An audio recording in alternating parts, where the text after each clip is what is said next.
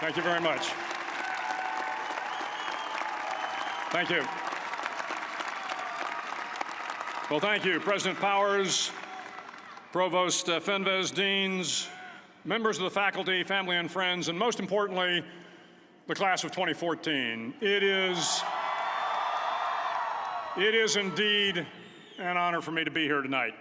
It's been almost 37 years to the day that I graduated from UT. I remember a lot of things about that day. I remember I had a throbbing headache from a party the night before.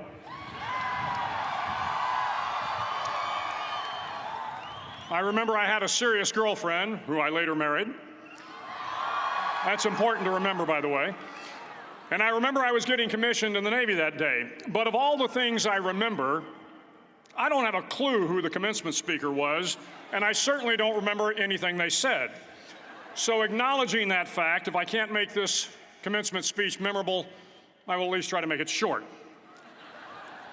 So the university's slogan is, "What starts here changes the world." Well, I've got to admit, I kind of like it. What starts here changes the world. Tonight, there are almost 8,000 students, or there are more than 8,000 students, graduated from UT.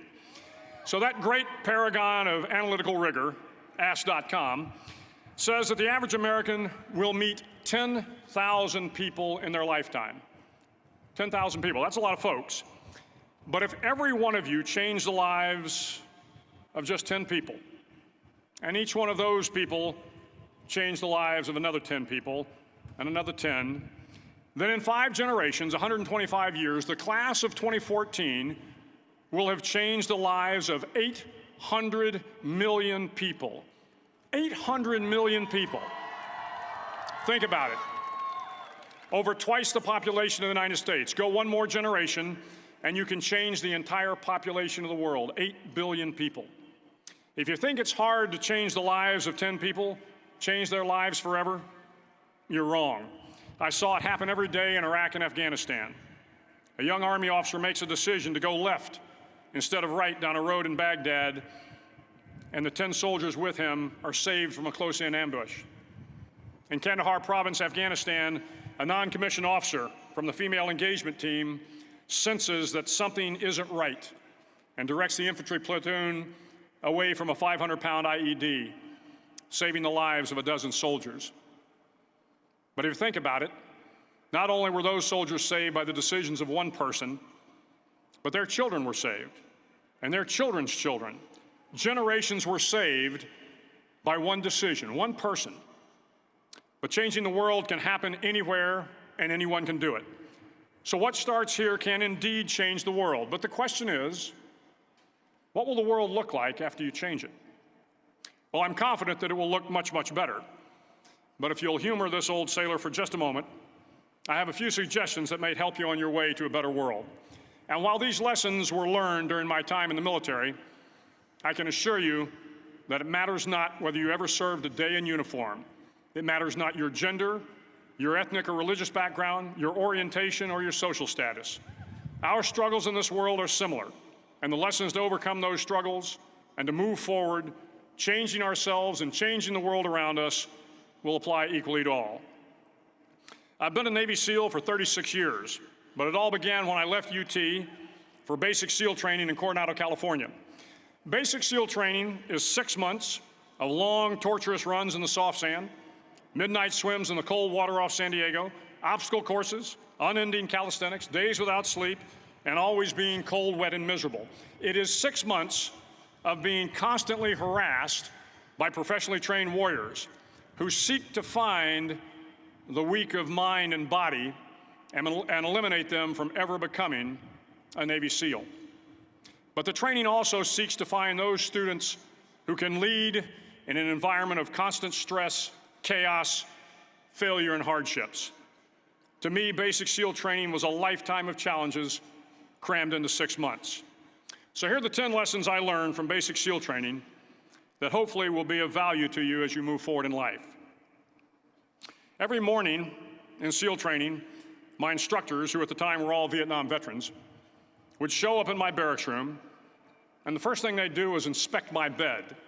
If you did it right, the corners would be square, the covers would be pulled tight, the pillow centered just under the headboard, and the extra blanket folded neatly at the foot of the rack.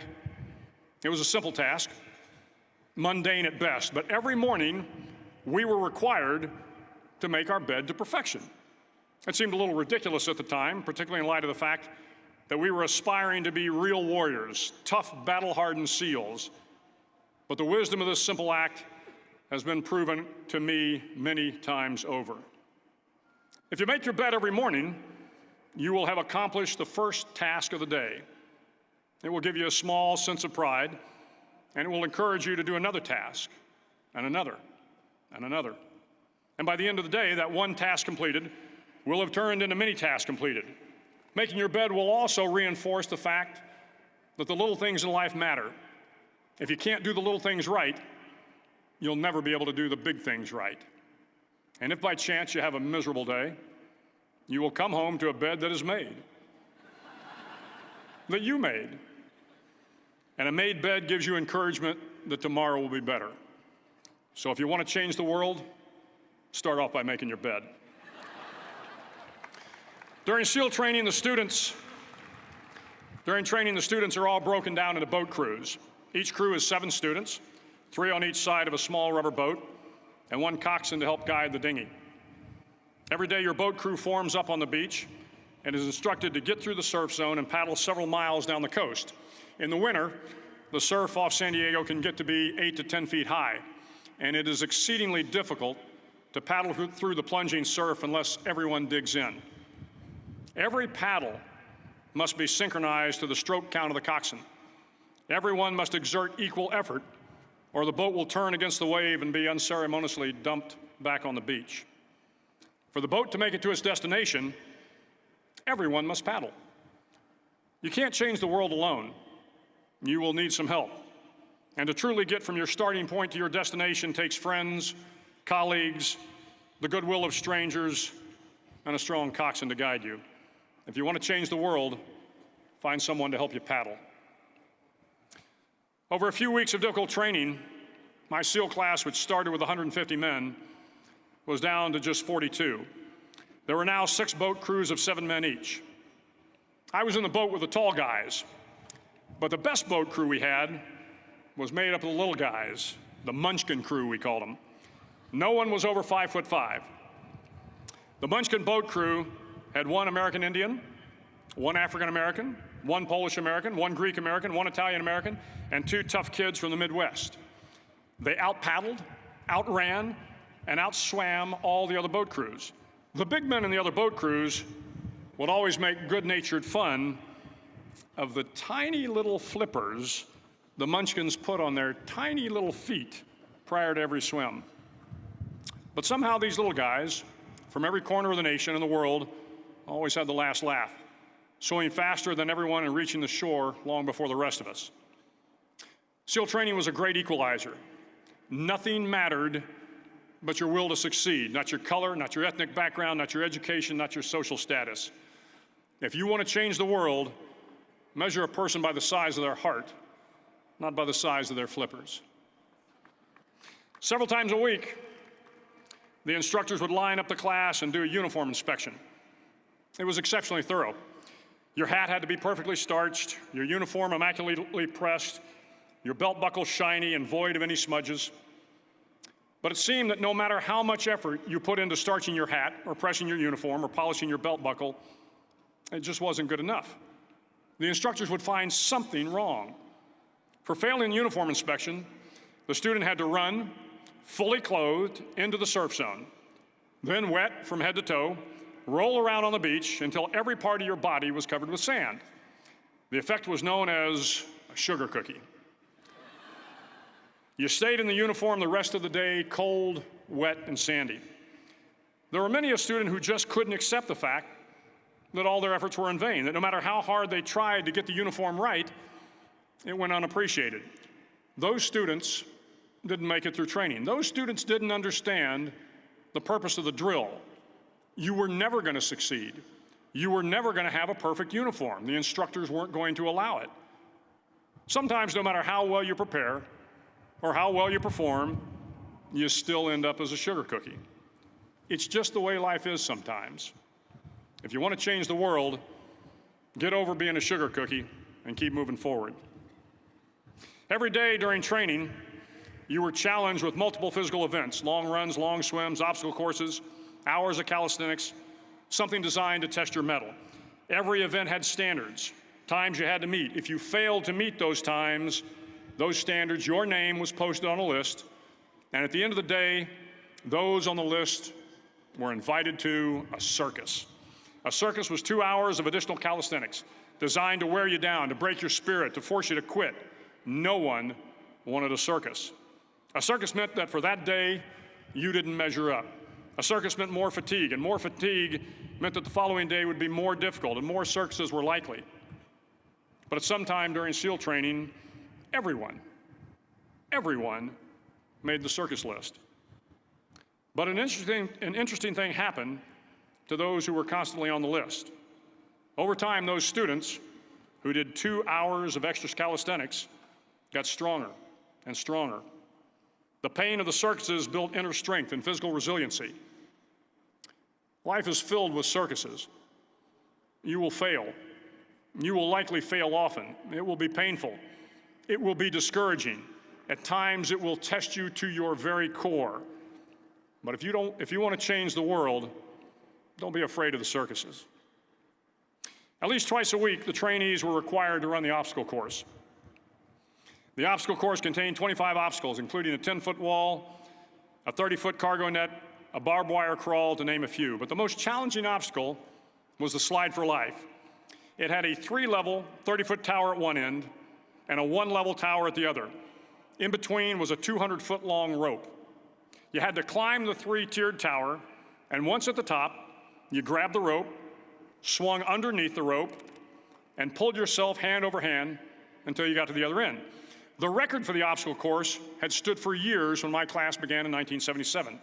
The record seemed unbeatable until one day a student decided to go down the slide for life head first.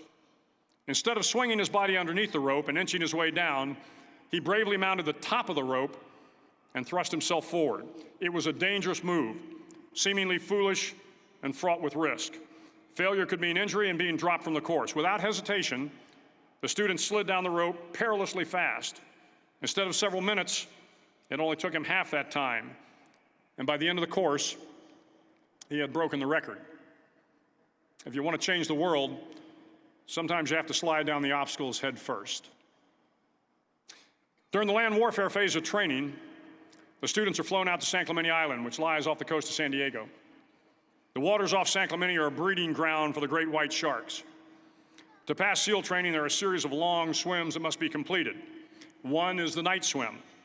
Before the swim, the instructors joyfully brief the students on all the species of sharks that inhabit the waters off San Clemente. They assure you, however, that no student has ever been eaten by a shark, at least not that they can remember. But you are also taught that if a shark begins to circle your position, stand your ground. Do not swim away. Do not act afraid. And if the shark, hungry for a midnight snack, darts towards you, then summons up all your strength and punch him in the snout, and he will turn and swim away. There are a lot of sharks in the world. If you hope to complete the swim, you will have to deal with them. So if you want to change the world, don't back down from the sharks. As Navy SEALs, one of our jobs is to conduct underwater attacks against enemy shipping. We practice this technique extensively during training. The ship attack mission is where a pair of SEAL divers is dropped off outside an enemy harbor and then swims well over 2 miles underwater, using nothing but a depth gauge and a compass to get to the target. During the entire swim, even well below the surface, there is some light that comes through. It is comforting to know that there is open water above you. But as you approach the ship, which is tied to a pier, the light begins to fade. The steel structure of the ship blocks the moonlight. It blocks the surrounding street lamps. It blocks all ambient light. To be successful in your mission, you have to swim under the ship and find the keel, the center line, and the deepest part of the ship. This is your objective. But the keel is also the darkest part of the ship, where you cannot see your hand in front of your face, where the noise from the ship's machinery is deafening, and where it gets to be easily disoriented, and you can fail. Every SEAL knows that under the keel, at that darkest moment of the mission, is a time when you need to be calm, when you must be calm, when you must be composed, when all your tactical skills, your physical power, and your inner strength must be brought to bear. If you want to change the world, you must be your very best in the darkest moments. The 9th week of training is referred to as Hell Week. It is 6 days of no sleep, constant physical and mental harassment, and one special day at the Mud Flats. The Mud Flats are an area between San Diego and Tijuana where the water runs off and creates the Tijuana Sloughs, a swampy patch of terrain where the mud will engulf you. It is on Wednesday of Hell Week that you paddle down to the Mud Flats and spend the next 15 hours trying to survive this freezing cold, the howling wind, and the incessant pressure to quit from the instructors. As the sun began to set that Wednesday evening, my training class, having committed some egregious infraction of the rules, was ordered into the mud. The mud consumed each man till there was nothing visible but our heads. The instructors told us we could leave the mud if only 5 men would quit. Only 5 men, just 5 men, and we could get out of the oppressive cold. Looking around the mud flat, it was apparent that some students were about to give up. It was still over 8 hours till the sun came up. 8 more hours of bone-chilling cold. The chattering teeth and the shivering moans of the trainees were so loud, it was hard to hear anything. And then one voice began to echo through the night. One voice raised in song. The song was terribly out of tune, but sung with great enthusiasm. One voice became 2, and 2 became 3, and before long, everyone in the class was singing. The instructors threatened us with more time in the mud if we kept up the singing, but the singing persisted. And somehow the mud seemed a little warmer, and the wind a little tamer, and the dawn not so far away. If I have learned anything in my time traveling the world, it is the power of hope. The power of one person, a Washington, a Lincoln, King, Mandela, and even a young girl from Pakistan, Malala. One person can change the world by giving people hope. So if you want to change the world, start singing when you're up to your neck in mud. Finally, in SEAL training, there's a bell. A brass bell that hangs in the center of the compound for all the students to see. All you have to do to quit is ring the bell. Ring the bell, and you no longer have to wake up at 5 o'clock. Ring the bell, and you no longer have to be in the freezing cold swims. Ring the bell, and you no longer have to do the runs, the obstacle course, the PT, and you no longer have to endure the hardships of training. All you have to do is ring the bell to get out. If you want to change the world, don't ever, ever ring the bell. To the class of 2014, you are moments away from graduating, moments away from beginning your journey through life, moments away from starting to change the world for the better. It will not be easy, but you are the class of 2014, the class that can affect the lives of 800 million people in the next century. Start each day with a task completed. Find someone to help you through life. Respect everyone. Know that life is not fair and that you will fail often. But if you take some risks, step up when the times are the toughest, face down the bullies, lift up the downtrodden, and never, ever give up. If you do these things, the next generation and the generations that follow will live in a world far better than the one we have today. And what started here will indeed have changed the world for the better. Thank you very much. Hook 'em horns.